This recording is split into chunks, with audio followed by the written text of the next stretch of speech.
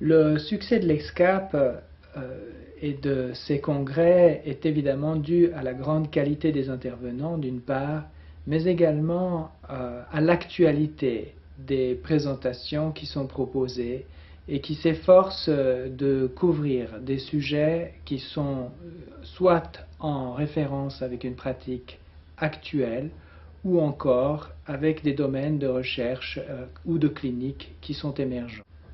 Les psychiatres, pédopsychiatres, psychologues qui viennent au congrès de l'ESCAP bénéficient d'une possibilité de mettre leurs connaissances à jour, mais également d'un échange de pratiques, de rencontres avec des pédopsychiatres de la plupart des pays d'Europe, ainsi qu'un certain nombre de pédopsychiatres qui viennent des États-Unis ou encore d'Asie.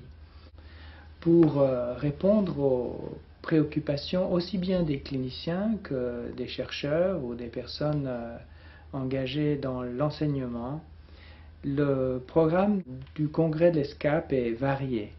Un certain nombre de présentations ont vraiment un rapport avec des données de recherche ou des études même en psychiatrie biologique, en neurosciences.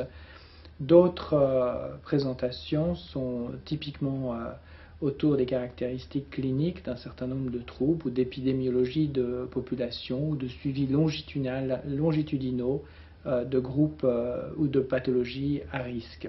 Enfin, il y a également eu un effort sur des présentations qui ont trait à la pratique de la psychothérapie et à ses effets, ainsi que des présentations qui sont en lien avec les politiques de santé publique, une préoccupation croissante de notre organisation ESCAP.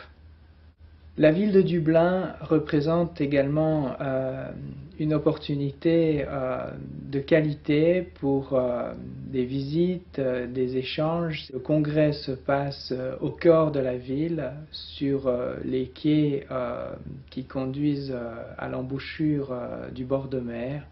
C'est une ville agréable et de qualité où on peut raisonnablement passer un congrès à des frais contenus.